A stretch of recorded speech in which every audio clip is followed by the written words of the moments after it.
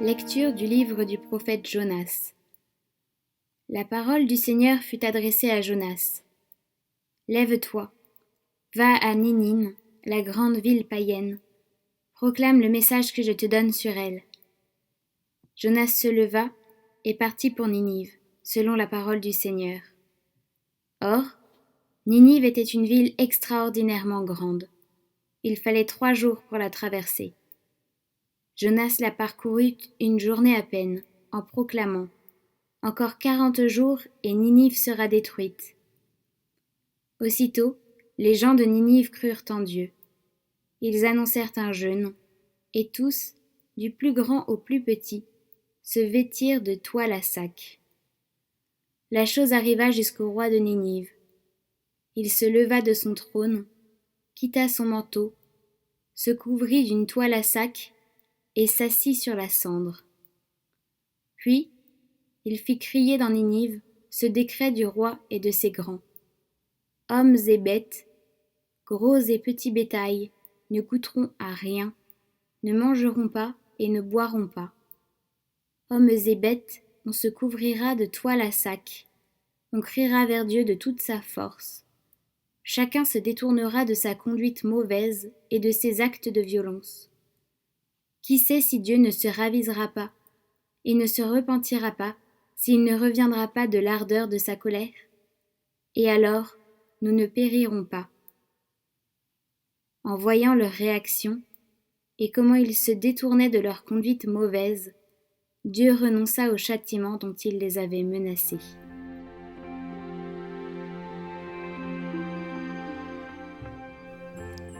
Tu ne repousses pas, ô mon Dieu, un cœur brisé et broyé.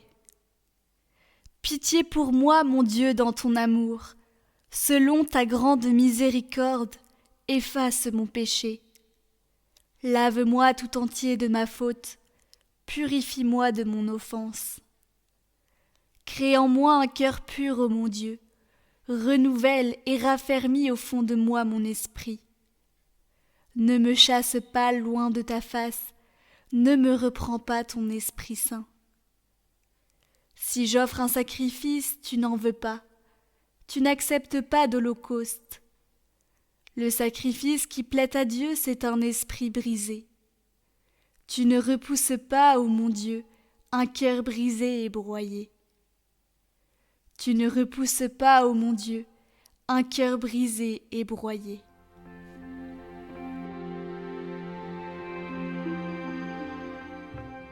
Évangile de Jésus-Christ selon saint Luc. En ce temps-là, comme les foules s'amassaient, Jésus se mit à dire : Cette génération est une génération mauvaise. Elle cherche un signe, mais en fait de signe, il ne lui sera donné que le signe de Jonas. Car Jonas a été un signe pour les habitants de Ninive. Il en sera de même avec le Fils de l'homme pour cette génération. Lors du jugement, la reine de Saba se dressera en même temps que les hommes de cette génération, et elle les condamnera. En effet, elle est venue des extrémités de la terre pour écouter la sagesse de Salomon. Il y a ici bien plus que Salomon. Lors du jugement, les habitants de Ninive se lèveront en même temps que cette génération, et ils la condamneront. En effet, ils se sont convertis en réponse à la proclamation faite par Jonas, et il y a ici bien plus que Jonas.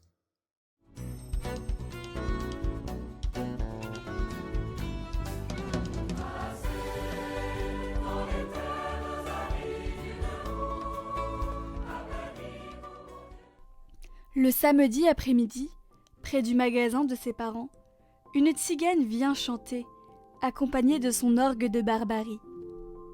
Herman a 5 ans, et il guette l'arrivée de la chanteuse et de ses chiens.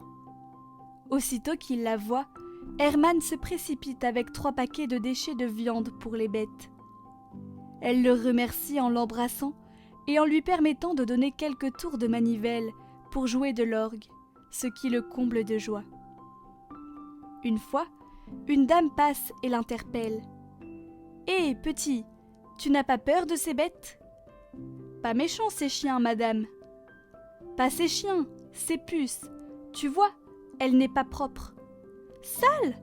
Non, non, elle est pauvre. » Plus tard, la tzigane revint souvent prier sur la tombe d'Herman, dont la répartie l'avait si doucement réjoui. Hermann voyait bien plus loin que nous et ne s'arrêtait pas aux apparences. Il savait voir les cœurs, et surtout il reconnaissait en tout homme l'image de Jésus. Aussi était-il délicat et respectueux avec tout le monde, et davantage avec ceux que les autres méprisent à cause de leur pauvreté ou de leur condition sociale. Par son amabilité envers tous, Hermann se faisait aimer et conduisait ainsi les cœurs à l'amour de Jésus qui rayonnait en lui.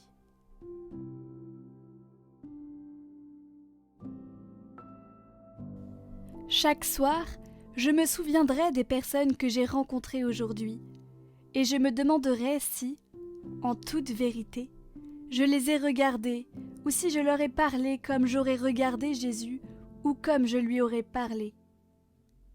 Je m'efforcerai d'aller vers les plus délaissés, ceux qui sont seuls à cause de leur apparence, et je les regarderai comme Jésus les regarde.